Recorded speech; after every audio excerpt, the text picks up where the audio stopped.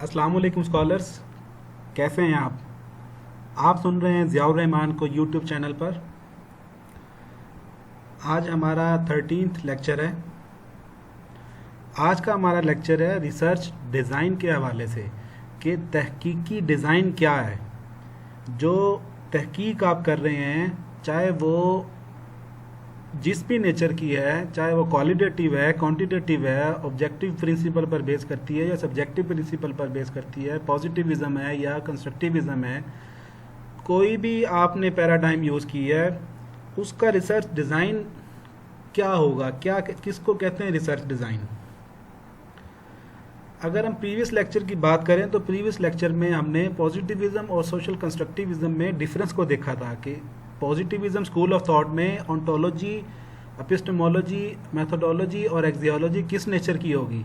इसी तरह कंस्ट्रक्टिविज्म में इन ये चारों अजम्पशंस जो कि बेसिकली फ़िलोसॉफिकल अजम्पशंस हैं, हर पैराडाइम में ये चारों अजम्पशंस मौजूद हैं, इनकी नेचर क्या होगी। अगर हम आज के लेक्चर की बात करें तो हम आज बात कर रहे हैं आपसे रिसर्च डिज़ाइन की। तो रिसर्च डिज़ाइन किसको कहते हैं? ये एक ओवरऑल स्ट्रेटजी का नाम है, एक कंप्लीट लेआउट और कंप्लीट लिस्ट ऑफ एक्टिविटीज़ और कंप्लीट लिस्ट ऑफ प्रोसेसेस का नाम है कि जो एक रिसर्चर को चूज़ करना है और उसको एक दूसरे के साथ ऐसे जॉइंट करना है कि हर कंपोनेंट अपने प्रीवियस कंपोनेंट से लिंक करे और हर प्रीसीडिंग कंपोनेंट अपने प्रीवियस के साथ लिंक करे। तो the overall strategy that researcher choose to integrate the different components of the study in a coherent and logical way। यहाँ important बात coherent and logical way है। आप बेशक आप ओवरऑल स्ट्रेटजी में एक काम ऐसा कर रहे हैं जो कि 5th स्टेज पे आना है, लेकिन अगर आप उसको 3rd स्टेज पे ऐड कर देंगे तो उसकी इतनी ज़्यादा इंपॉर्टेंस नहीं मानी जाएगी। जो 5th स्टेज पे काम होना है उसे 5th स्टेज पे शामिल करना है, जो 3rd स्टेज पे काम होना है उसे 3rd स्टेज पे काम करना है, शामिल करना है। ensuring that researcher will effectively address a research problem। सबसे बड़ी बात जो रिसर्च डिज़ाइन में आपको इंश्योर करनी है कि जो प्रॉब्लम स्टेटमेंट आपने अपनी रिसर्च में दी है, जिस मसले को आप हल करने लगे हैं, जो इलाज आप ढूंढने लगे हैं किसी भी प्रॉब्लम का, जो ट्रुथ आप जिस मसले की वजह से जो आप तलाश कर रहे हैं, क्या आपका रिसर्च डिज़ाइन इफेक्टिवली उसको एड्रेस कर पाएगा या नहीं। ये बेसिकली सबसे बड़ी बात है रिसर्च डिज़ाइन में। आपकी रिसर्च प्रॉब्लम जो है वो क्या है, उसका जो रिज़ल्ट है, जो आप फाइनल प्रोडक्ट अपनी देंगे, उसका सलूशन किस प्रोसेस से गुजरेगा। क्या उसके लिए सब्जेक्टिव प्रिंसिपल अडॉप्ट किए जाएंगे या ऑब्जेक्टिव प्रिंसिपल अडॉप्ट किए जाएंगे।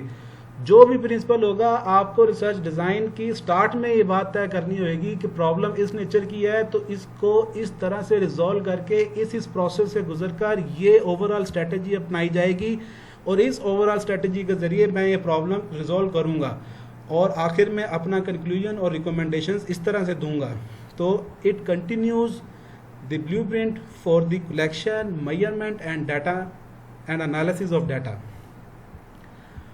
अब हम आते हैं इसके रिसर्च डिज़ाइन के कंपोनेंट्स की तरफ, इसके पार्ट्स की तरफ। देखें स्कॉलर्स, रिसर्च डिज़ाइन 3 तरह की हो सकती है। एक ये है कि क्वालिटेटिव प्रिंसिपल्स पर जो बेस करती हो, दूसरा क्वांटिटेटिव प्रिंसिपल्स पर बेस करती हो और तीसरा इन दोनों में से कुछ उसकी बेस पर और कुछ उसकी बेस पर, यानी कि मिक्स्ड मेथडोलॉजी के ज़रिए के ऊपर जो बेस करती है। तो हमने आपको ये कहा था कि आपके पास रिसर्च करने के बेसिकली 2 ही तरीके हैं, या तो वो क्वालिटेटिव हैं या वो क्वांटिटेटिव हैं, या वो पॉजिटिविज्म है या वो पोस्ट पॉजिटिविज्म है। अब बाकी सारे तरीके, इन दोनों तरीक़ों की शिद्दत को किसी न किसी तरह कम करके या जॉइंट करके अडॉप्ट किए हुए हैं, बनाए हुए हैं। वो भी वेल नोन स्कॉलर्स हैं, वो भी अपने वक्त के गुरु थे जिन्होंने वो मिक्स मेथड के रिसर्च के पैटर्न जो हैं वो दुनिया को दिए और उसके ऊपर रिसर्च आज भी हो रही है, उनके वक्त में भी हो रही थी। तो 3 तरीके हैं, आप क्वालिटेटिवली काम कर सकते हैं, क्वांटिटेटिवली कर सकते हैं, मिक्स मेथड के ज़रिए कर सकते हैं। अब इनमें आपको बेसिकली करना क्या है, आपको सबसे पहले ही देखनी है आपकी रिसर्च की जो पैराडाइम है या आपका जो वर्ल्ड व्यू है वो क्या है। क्या आप पॉजिटिविज्म के स्कूल ऑफ थॉट के हैं या आप कंस्ट्रक्टिविज्म स्कूल ऑफ थॉट के हैं, या आप इन दोनों में से किसी इसके अलावा किसी और स्कूल ऑफ थॉट के हैं जो बेसिकली इनके असूल में थोड़ी नरमी करके रिसर्च को कंट्रोल एनवायरनमेंट में या मिक्स्ड अप्रोच के ज़रिए करवाने की कोशिश करते हैं। सबसे पहले आप अपनी रिसर्च फिलॉसफी को डिटरमिन करेंगे based upon your problem statement के प्रॉब्लम स्टेटमेंट क्या है। जब आपकी रिसर्च फिलॉसफी रिसर्च पैराडाइम अगर आपने अपनी तय कर ली कि ये पैराडाइम है, तो उसके साथ आपको उसकी अजम्पशंस तो उस पैराडाइम में बिल्ट इन है कि मेरी ओंटोलॉजी ये है, एपिस्टेमोलॉजी ये है, मेथोडोलॉजी ये है, एक्सियोलॉजी ये है। जब आप ये कर लेंगे तो फिर आपको ये पता चलेगा कि आप क्वालिटेटिवली अगर स्ट्रेटजीज बना रहे हैं तो आपको क्वालिटेटिव प्रिंसिपल्स को फॉलो करना है, स्ट्रेटजीज को फॉलो करना है, यानी कि एथनोग्राफी है, इसी तरह ग्राउंडेड थ्योरी है, इसी तरह फिनोमेनोलॉजी है क्वालिटेटिव में। अगर आप क्वांटिटेटिव को स्ट्रेटजीज को कर रहे हैं तो एक्सपेरिमेंट्स आप करेंगे, आप स्टैटिस्टिकल डाटा एनालिसिस करेंगे। मिक्स मेथड में आप सिक्वेंशली आप ये करेंगे। Most of the time mixed method में, मोस्ट ऑफ द टाइम मैं बात कर रहा हूँ हर हाल में नहीं, most of the time mixed method में क्वालिटेटिव पार्ट पहले किया जाता है और क्वांटिटेटिव पार्ट बाद में किया जाता है। लेकिन ऐसी रिसर्चेस भी आज मौजूद हैं बड़े जर्नल्स में जिनका इम्पैक्ट फैक्टर भी अच्छा है, उनमें भी वो रिसर्च पब्लिश हो चुकी हुई है जहां क्वांटिटेटिव पहले किया गया और फिर बाद में क्वालिटेटिव किया गया। लेकिन अगर आप थीसिस कर रहे हैं, आप एमएस या पीएचडी का थीसिस कर रहे हैं, तो आपके लिए गुर की बात यह है कि आप क्वालिटेटिव पार्ट पहले कीजिएगा और क्वांटिटेटिव पार्ट बाद में कीजिएगा। क्यों कि ज़्यादा आर्गूमेंट्स मिक्स्ड मेथड में क्वालिटेटिव को पहले लाने के हैं, ज़्यादा लॉजिक्स इस तरफ है और क्वांटिटेटिव का पार्ट बाद में करने के हैं कि पहले आप मॉडल बनाएं, क्वालिटेटिवली मॉडल बना के थ्योरी दें, फिर आप थ्योरी को क्वांटिटेटिवली टेस्ट करें अपनी स्टडी में। रिसर्च मेथड्स की अगर हम बात करें तो आपने ये देखना है कि आप अगर क्वालिटेटिव प्रिंसिपल पर हैं तो आपको इंटरव्यूज़ करने हैं। इंटरव्यू को फिर आपने इंटरव्यूज़ को आपने फिर उसके बाद ट्रांसक्राइब करना है और ट्रांसक्रिप्शन को आपने फैक्टराइज करके और आपने कंबाइंड रिजल्ट्स पेश करने हैं और मॉडल देना या थ्योरी देनी। जबकि अगर आप क्वांटिटेटिव प्रिंसिपल्स को फॉलो कर रहे हैं तो आपने एक क्वेश्चनियर या स्केल्स या मेजरमेंट स्केल डेवलप करना है। हो सकता है पहले से बना हुआ आपको मिल जाए। डाटा कलेक्ट करना है, आप प्राइमरी डाटा कलेक्ट करते हैं क्वांटिटेटिव स्टडी में थ्रू क्वेश्चनियर, थ्रू स्केल। तो उसके बाद आप डाटा को एनालाइज करते हैं, इंटरप्रेट करते हैं और राइटअप तैयार करते हैं। उसमें वैलिडिटी और रिलायबिलिटी के प्रिंसिपल्स को आप मेंशन करते हैं। ये रिसर्च डिज़ाइन के बेसिकली एक थॉट प्रोसेस है कि आप जो रिसर्च कर रहे हैं उसमें आपका डिज़ाइन कैसा होगा। ये सब चीज़ें जो आपको स्क्रीन पर नज़र आ रही हैं ये डिटरमिन करेंगी कि आपके रिसर्च का डिज़ाइन क्या होगा।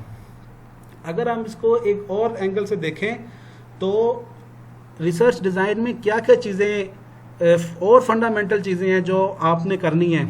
आपको सबसे पहले पर्पस ऑफ द स्टडी देखना है, यानी कि वो आपको देखना है कि प्रॉब्लम स्टेटमेंट आपका क्या है। उसमें आपकी रिसर्च क्या एक्सप्लोरेटरी नेचर की है, डिस्क्रिप्टिव नेचर की है या एक्सप्लेनेटरी नेचर की है। अगर एक्सप्लेनेटरी नेचर की है तो क्या आप कोरिलेशनल स्टडी कर रहे हैं या आप कॉज एंड इफेक्ट कर रहे हैं। इसी तरह आप ये देखेंगे कि क्या रिसर्चर इनसाइडर है या आउटसाइडर है। इसी तरह आप ये देखेंगे कि क्या जो वेरिएबल्स आप टेस्ट कर रहे हैं, ये जो डिज़ाइन आपके सामने इस टाइम हमने रखा है ये बेसिकली ज़्यादा क्वांटिटेटिव टेक्निक्स के हवाले से है। मेजरमेंट स्केल्स की ऑपरेशनल डेफिनेशंस आपने अपने वेरिएबल्स की कर ली हैं, क्या आइटम्स आपको मिल गए हैं जो स्केल आप इस्तेमाल करके क्वेश्चनर भेजकर लोगों से डाटा कलेक्ट करेंगे। अगर नहीं मिला तो क्या आपने वो डेवलप कर लिया है। आप इसके बाद देखेंगे कि आपका यूनिट ऑफ एनालिसिस क्या है, इसके ऊपर लेक्चर आगे आएगा, आप वो अगला लेक्चर देखें। इसी तरह कोरिलेशन और कॉज एंड इफेक्ट के ऊपर हमारा एक पूरा लेक्चर होएगा। इसी तरह हम ये जो मेजरमेंट और स्केल्स के ऊपर 3 लेक्चर होंगे, हम आपको उसमें बताएंगे कि ये बेसिकली जो स्केल है क्वांटिटेटिव स्टडी में ये कैसे डेवलप किया जाता है, EFA कैसे लगाया जाता है, फैक्टराइजेशन कैसे की जाती है और कैसे एक रिलायबल और वैलिड स्केल जो है प्रोड्यूस किया जाता है। इसी तरह आपको ये देखना है कि आपकी स्टडी में डाटा कलेक्शन का मेथड क्या है। अगर यहाँ क्वालिटेटिव का थोड़ा एड्रेस किया गया है कि ऑब्जर्वेशन है, इंटरव्यूज़ हैं या आप क्वेश्चनर भेज रहे हैं। अब डाटा एनालिसिस में आप क्या देखेंगे, सबसे पहले आप फील ऑफ द डाटा देखेंगे, उसके बाद आप गुडनेस ऑफ द डाटा देखेंगे और फिर आप हाइपोथेसिस टेस्ट करेंगे। ये 3 बातों में उन्होंने पूरी क्वांटिटेटिव के प्रोसीजर को कहते हैं ना कि महदूद अल्फाज में आप बड़ी बात कर जाएं तो ये तीन वर्ड्स में उन्होंने डाटा एनालिसिस को बयान कर दिया, लेकिन इसके ऊपर आई थिंक कि 8 से 10 लेक्चर्स हम आपको देंगे कि डाटा एनालिसिस बेसिकली किसको कहते हैं, फील्ड ऑफ द डाटा में क्या चीज़ें आती हैं, नॉर्मेलिटी ऑफ द डाटा उसको कैसे इंश्योर किया जाता है, उसमें कैसे आप ये कहेंगे कि अब ये मेरा डाटा एनालिसिस के लिए फिट है, और उसके बाद गुडनेस ऑफ द डाटा के जो मॉडल आपने बनाया है उस मॉडल के हवाले से आपका CFA, आपकी रिलायबिलिटी, आपकी वैलिडिटी ओके है, उसके बाद फिर आप काज एंड इफेक्ट के जो आपने हाइपोथेसिस दिए हैं वो आप टेस्ट करते हैं। ये डाटा रिसर्च डिज़ाइन है। आपको उम्मीद है कि ये समझ आया होगा, और हमारा नेक्स्ट लेक्चर होएगा डिस्पोजिशनल एंड सिचुएशनल फैक्टर्स। कौन से वो फैक्टर्स हैं जो इनसाइडर हैं, कौन से वो फैक्टर्स हैं जो आउटसाइडर हैं। तो हमारा 14th लेक्चर आप सुने। अगर आपको कोई कमेंट्स हैं तो आप हमें अपने कमेंट्स से आगाह करें। हमारा चैनल प्लीज़ सब्सक्राइब कर लें। Thank you.